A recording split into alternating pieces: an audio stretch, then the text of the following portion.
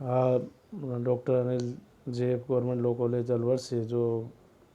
मतलब आपसे administrative law के बारे में बात कर रहा हूँ। तो और हम बात जो पहले कर रहे थे कि जुडिशल कंट्रोल जो प्रशासनिक कृत्यों के ऊपर है उसके बारे में बात कर रहे थे। उसी बात को हम आगे बढ़ाते हुए देखेंगे कि जो प्रशासनिक पुनरावलोकन के बारे में कि भाई इनमें प्रशासनिक कृत्यों के न्यायिक पुनरावलोकन का जो जुडिक्शन है उसमें कहें तो इसमें कहेंगे हम कि ये पुनरावलोकन के संबंध में क्वासी लेजिस्लेटिव फंक्शन भी हो सकता है या फिर कहें कि विधायी कल्प कार्य, और उसके बाद हम कहें कि न्यायिक कल्प कार्य क्वासी जुडिशियल फंक्शन हो गया। और उसके बाद हम बात करें तो ये पूर्ण प्रशासनिक कार्य जो कि परिनियम की अपरिनियमित हो सकते हैं। विधायी कल्प कार्य लेजिस्लेटिव फंक्शन, तो इसमें हम ये माने कि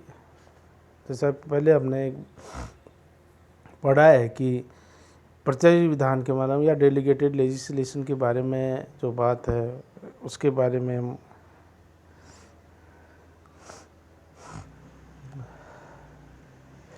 तो वहाँ भी हमने ये देखा है कि जुडिशियल जो पुनरावलोकन की बात करें या ये कहें कि जो लेजिस्लेटिव फंक्शन है वो भी मतलब उसके ऊपर मतलब ये रखा गया है कि आधुनिक काल में ये एक तथ्य बिल्कुल साबित है कि प्रशासनिक अधिकारियों के द्वारा प्रचुर मात्रा में विधायी कृत्य करना पड़ता है और जो कि विधायिका के प्रत्यायोजित प्राधिकार के अंतर्गत करते हैं।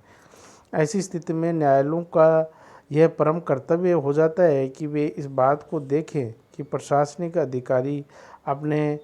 विधायी कृत्यों को अपनी अधिकारिता के अंतर्गत तथा संविधान के प्रावधानों के अनुकूल संपन्न करते हैं। इस संबंध में हम बात करें तो एक जो केस है union of India versus international trading company में मतलब इसमें भी सुप्रीम कोर्ट ने ये अभिनिर्धारित किया है कि जहां विधायी कृत्य कार्यों में अथवा प्रशासनिक आदेशों की कार्यवाहियों में किसी भी प्रकार का मनमानापन पाया जाता है तो संविधान के प्रावधानों के प्रतिकूल या नेचुरल जस्टिस के सिद्धांतों का यदि वो उल्लंघन बनाया गया हो या मान किया गया हो तो ऐसे में न्यायालयों को इस बात का एक राइट दिया है कि वह विधायिका द्वारा तथा प्रशासनिक अधिकारियों के द्वारा बनाए गए ऐसे नियमों का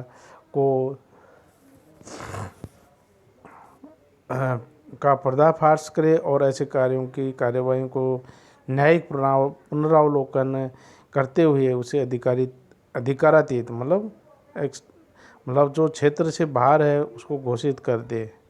मतलब ये यदि अधिकारातीत घोषित हो जाता है तो इसका मतलब है कि उसका कोई भी अर्थ नहीं रहेगा। दूसरी बात हम कहें कि न्यायिक कल्प कार्यों को न्यायिक पुनरावलोकन करना,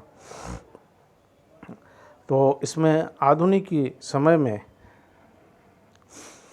प्रशासन के न्यायिक कृत्यों में अभी अत्यधिक वृद्धि करने में प्रशासनिक अधिकारियों के न्यायिक कल्प कार्यों को न्यायिक पुनरावलोकन का और अधिक महत्व बढ़ गया है। इसलिए अतिक्रमण के अतिरिक्त इसमें और किसी भी अनेक कारण हैं जिसके आधार पर प्रशासन के न्यायिक कल्प कार्यों का पुनरावलोकन किया जा सके। जैसे अधिकारातीत की कमी, अधिकारिता की कमी हो, मतलब कोई अपने जुडिक्शन नहीं है उसके बावजूद भी कोई काम कर रहा हो, या फिर जो अधिकार है जो जुडिक्शन है उनका उससे भी परे जाके काम कर रहे हैं, या फिर अधिकारिता के प्रयोग करने से इनकार करते हैं कि ये काम हम नहीं करेंगे। तो ये तो अधिकार ताकि संबंध में जो वो गलती करते हैं उसके बारे में। दूसरी बात हम कह सकते हैं कि अधिकारिता का विधिक प्रश्नों में पर त्रुटिपूर्ण प्रयोग से भी अभिलेख के आमुख में स्पष्ट है। तीसरी बात हम कह सकते हैं नेचुरल जस्टिस के जो सिद्धांत है उनका भी यदि प्रशासनिक अधिकारियों के द्वारा वोलेशन किया जाता है तो भी ये बात आएगी। और फिर हम आगे कह सकते हैं कि जब कोई फ्रॉड के कारण या सामान्य कारण हो उसमें भी है, और अनकॉन्स्टिट्यूशनल कोई बात हो तो उसमें भी इसके संबंध में कार्यवाही करने के लिए न्यायिक कार्यों का न्यायिक कल्प कार्यों को न्यायिक पुनरावलोकन किया जा सकता है। इसमें एक केस है NR Nair versus union of India. इसमें सुप्रीम कोर्ट ने ये अभी निर्धारित किया है कि भारत सरकार की कोई अधिसूचना यदि न्याय संगत पूर्ण नहीं है तो ऐसे मामलों में किसी भी राज्य के उच्च न्यायालय अथवा उच्चतम न्यायालय द्वारा उसका न्यायिक पुनरावलोकन नहीं किया जाएगा। एक अन्य मामला था जिसमें भी सुप्रीम कोर्ट ने ये निर्णय दिया, जिसमें director of education versus Educomp Datamatics limited के मामले में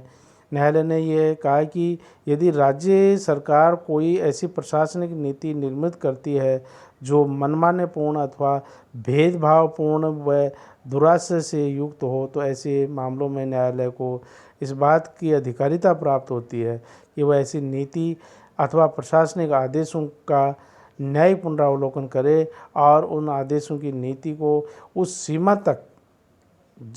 निरस्त कर दे जिस सीमा तक वह असंगत हो। तो ऐसा भी सुप्रीम कोर्ट के द्वारा इस मामले में जो director of the education and Educomp data matrix limited व अन्य के मामले में अभी निर्धारित किया है। एक अन्य मामला जिसमें मिट्ठू संजय सुंजन बनाम संयुक्त कमिश्नर प्रशासन केंद्रीय विद्यालय संगठन, उसमें केंद्रीय विद्यालय संगठन ने क्या एक आदेश जारी कर दिया जिसमें जो पहली क्लास से लेके 8वीं तक के विद्यार्थियों के लिए जो पहले न्यूनतम पास होने के लिए जो न्यूनतम अंक थे वो 25% थे और उनको बढ़ाकर 33% कर दिया गया तथा कक्षा 9 व 11 के छात्रों के लिए पुनः परीक्षा में बैठने की व्यवस्था कर दी थी। जो छात्र जिनके 33% से कम मार्क्स थे, ऐसे छात्र री एग्ज़ाम या पुनः एग्ज़ाम में बैठकर अच्छे अंक हासिल कर सकते हैं, ऐसी व्यवस्था की गई थी। और इस बात को न्यायालय में चुनौती दी गई कि जो विद्यालय संगठन के द्वारा केंद्रीय माध्यमिक जो संगठन है उसके द्वारा ये व्यवस्था की गई वो को चैलेंज करके मामला सुप्रीम कोर्ट तक पहुंच गया। और इस मामले में न्यायालय ने यह निर्णित किया कि जो व्यवस्था राज्य के शैक्षणिक संगठनों द्वारा बनाई गई है ऐसी व्यवस्था का पुनः न्यायिक पुनरावलोकन नहीं किया जा सकता। तो इसका मतलब ये हुआ क्योंकि राज्य का ये कार्य मनमानापूर्ण नहीं कहा जा सकता, इसलिए न्यायालय ने जो राज्य द्वारा जो यह कहें कि जो केंद्रीय विद्यालय संगठन के द्वारा जो बनाई गई व्यवस्था या उसमें जो संशोधन किया गया उसको न्यायालय द्वारा उचित माना गया। कई बार क्या होता है कि न्यायालय जो कि अधिकारिता का प्रयोग करने से भी इनकार न्यायालय के प्रशासनिक अधिकारी जो कि उनकी अधिकारिता का प्रयोग है उसको भी प्रयोग करने से इनकार करते हैं। न्यायिक कल्प अधिकारी अपनी अधिकारिता के प्रयोग से इनकार करता है तो उसका उचित उपचार मैंडेमस रिट या परमादेश विशेषाधिकार के द्वारा होता है। और जहाँ पर संबंधित अधिकारी अतिपूर्ण ढंग से कार्यवाही करता है अथवा ऐसे निर्णय लेता है जो कि उसके संबंध में उसके समक्ष लाए गए